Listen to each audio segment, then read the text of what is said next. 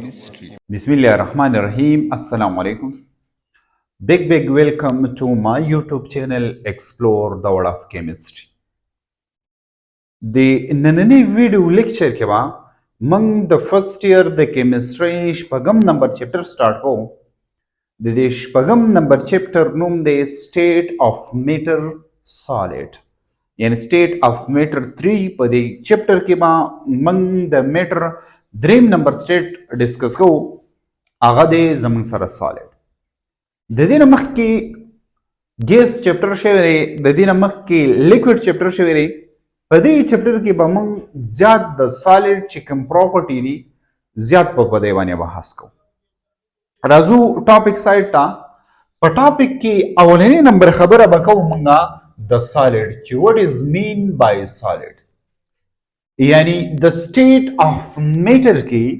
دا سالډ زمنګ سره کوم یو سټیټ دی په دې میټر کې لکه من خو په پریویس چپټرو کې من مینلی درې ویلي دي یو زمون سره ګیس دی بل زمون سره سنې بل زمون سره لیکوډ دی او بل زمون سره سالډ شو د دې نه بعد به بیا زمون سره پلازما راځي او د پلازما نه بعد به بیا زمون سره لیکوډ چې کوم کریسټل لیک هغه به موږ ډسکس کوو دا به پیپ سټیټ وي د چا د سټیټ اف میټر یعنی دا د میټر به دا پیپ سټیټ وي خو به هر حال په دې نننۍ ویډیو کې به موږ صرف او صرف د ذکر کوو د سالډ ذکر کوو سالډ څه شی دی ډیفینیشن سایډ ته راځم solid is the physical state of matter which have definite volume and definite shape is called solid. Solid زمنګ سره دا داسې یو physical state دی د چا د میټر. What is mean by physical state؟ دا خبره ذهن کې نوٹ کړئ. Physical state اصل کې په ظاهره باندې یعنی د intermolecular force د وجنه چې زمنګ سره دا په ظاهره باندې څه منطق کاری لکه فار ایگزامپل ګیس دی کنا لیکوډ دی کنا سالډ دی کنا پلازما را او کنا لیکوډ کریسټل دی یعنی زمنګ سره دا فزیکل سټیټ موږ ته فزیکلی خبره کوي دا خبره نه کوي چې د دې په د انټرنل سټرکچر کې د دې په د فارموله کې به چینج راځي نه فارموله به هغه وي خو د دې په د فزیکل سټرکچر کې به فرق راځي نو اصل کې زموږ سره دا سالډ دا د میټر یو فزیکل سټیټ دی چې په دې کې به موږ ذکر کوو ډیفینیټ والیوم د ډیفینیټ والیوم مقصد څه نه ډیفینیټ والیوم مقصد دا نه چې د دې به یو خاص یو فکس والیوم د فکس والیوم مقصد څه نه لکه فار ایگزامپل دا مارکر زموږ سره یو سالډ دی دا چې تاسو کم ځای ته وړئ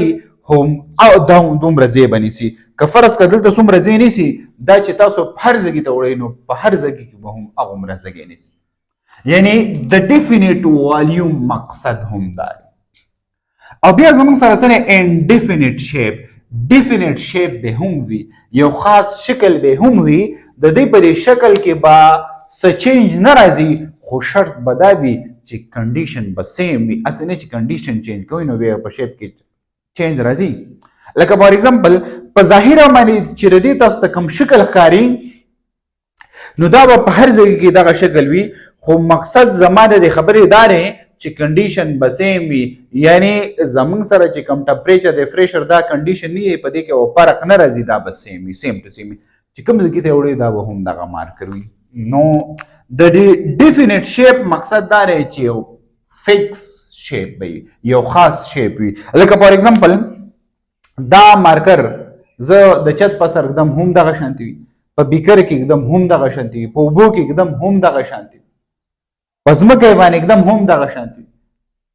چې په اوبو کې څومره ځای نیسي په ځمکه هم نیسي په بل ځای کې هم نیسي په بل ځای کې هم نیسي مینس چې والیوم او شیپ دواړه سره ډیفینیټ نو this type of state of matter ته به موږ کوم نوم ورکوو سالډ نوم به ورته ورکوو څه نوم به ورته ورکوو سالډ نوم یو څو اگزامپل لی مارکر لکه فور ایگزامپل د وایټ بورډ دا چې کوم مارکر دی یا سټون دی موږ چې ورته کمر په پښتو کې وایو یا چیر دی یا ووډ دی لرګی چې ورته موږ وایو دا اگزامپل دی د سالډ اگزامپل. موږ وپېژندو چې what is mean by solid. solid د میټر هغه سټیټ دی چې په دې کې به ډیفینیټ والیومي او ډیفینیټ به پکې سوي شیپ. بیا kinetic molecular interpretation of solid وایو یعنی په دا چې کومه تیوري ده په دې تیوري کې به موږ فردر ایکسپلینیشن کوو د چا د سالډ یعنی چې په سالډ کې فردر نور څه پراپرټي دي په دې باندې به بحث کوو. انټرپریټیشن مین ایکسپلینیشن وضاحت تشریح به کوو د چا د سالډ ځکه چې موږ سالډ چپټر سٹارټ کو نو په دې سالډ چپټر کې به موږ ذکر د سالډ کو. راځو فرست نمبر پوینټ ته چې کاینیټیک مالیکولر انټرپریټیشن کې د سالډ کمی کمی پراپرټي موجود دي یعنی په سالډ کې کمی کمی پراپرټي دي په ډیټیل به بحث کو. سالډ آر کمپوز اف کلوزلی پیکډ پارټیکل. نمبر 1 پکې دا دی چې فور ایگزامپل زمون سره یو سالډ دی دا سالډ به د داسې اټمونه د داسې پارټیکل نه به جوړ وي چې دا به د یو بل سره پیکډ وي کلوزلی اټیچ وي. فرست نمبر پوینټ مقصد دا دی یعنی یو بل ته به دا اټمونه په دې منځ کې به دا ګیپ نیګلیجیبل به وي د زیرو به برابر وي بیخي به یو بل ته سوي نږدې وي مقصد دی. دویم نمبر پوینټ پکې دا دی سالډ پارټیکل کنټین ویری سټرانګ انټرمالیکولر فورس یا اټریکشن. دویم نمبر پوینټ دا وایي چې په سالډ کې به د اټمونو یا د مالیکول که فرض کا دا سالډ د مالیکول نه جوړو یا دا سالډ د اټم نه جوړو فار ایگزامپل د دې پرې منځ کې چې کوم انټر مالیکولر فورسز دغه انټر مالیکولر فورسز به څه وي دغه به ډېر انتهایي سټرانګ سبوي سټرانګ وي او دا مالیکول د دې د اټمونه د دې پرې منځ کې چې څومره فورس سټرانګ وي نو they are rigid and can't move freely. چې څومره د اټمونه کا آغاز زمون سره د میټر هر یو سټیټ دی په دې کې د اټمونه یو بل ته کلوزلی اټیچ شو نو دا به سختي دا به څه کېږي سختېږي به او په دې کې به مومنټ یعنی فریلی مومنټ به نشي کولی لکه څنګه چې زمونږ سره ګیس فریلی موشن کولی شي بیا لیکوډ موشن کولی شي خو د ګیس په شان نشي کولی او سالډ خو بیا بیخي دغه شان موشن نشي کولی لکه څنګه چې لیکوډ موشن کوي او څنګه چې څه کوي څنګه چې ګیس موشن کوي. او امپورټنټ خبره پکې دا ده چې دا به زمونږ سره ریجډ وي دا به زمونږ سره سخت وي دا پکې 3 نمبر پوینټ شو. 4 نمبر پوینټ پکې دا دی they only vibrate about a mean position. دا به د یو مین د یو فکس پوزیشن نه لکه فور ایگزامپل دا ما یو پوزیشن واغسو او دا زموږ سره سره یا سالډ وایبریټ کیږي نو دا به د مین پوزیشن نه د مین پوزیشن نه به دا څه کیږي وایبریشن کوي سبا کوي وایبریشن کوي سبا وایبریشن کوي د سالډ چې کوم پارټیکل دی دا به وایبریشن کوي ټوټلی به وایبریشن. بیا زموږ سره ګوره اوس بعضې سټوډنټ داسې وایي چې زموږ سره سالډ پارټیکل دی دا خو د سره وایبریشن په نظر باندې راځي نو ګورې دا خبره ذهن کې نوټ کړئ په دنیا کې چې څومره څیزونه دي په دې کې څه نه څه وایبریشن شته خو بعضې داسې وایبریشن دي چې موږ یې ډېر په اسانه باندې ابزرو کولی شو بعضې داسې وایبریشن دي چې موږ یې په اسانه باندې نشو ابزرو کولی مینس په نیکډ آیز باندې ډېر په اسانه باندې جج کولی نشو نو اصل کې په هغې کې سالډ هم راځي چې دا ډېر په اسانه باندې موږ جج کولی نشو د دې دا وایبریشن. 5 نمبر پوینټ زموږ سره سره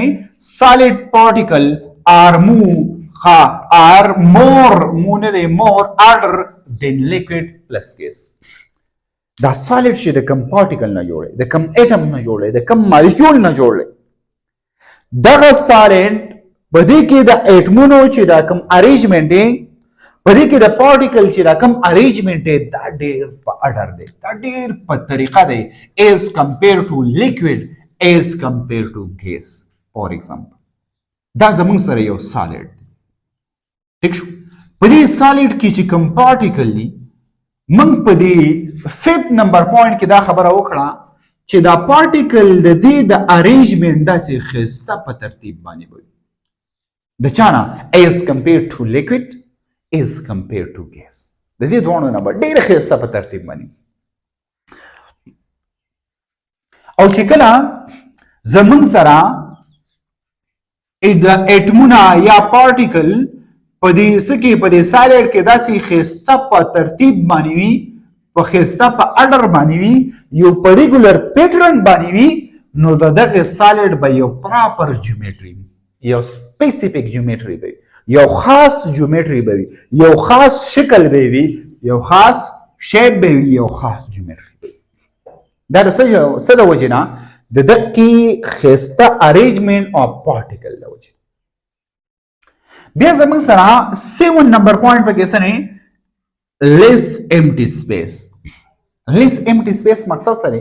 یعنی موږ ذکر کوو د چا ذکر کوو د سالډ پارټیکل ذکر کوو د دې سالډ چې کوم پارټیکل دی وای دا به د یو بل سره دومره کلوزلی وي چې د دې پرې منځ کې به دا سپیس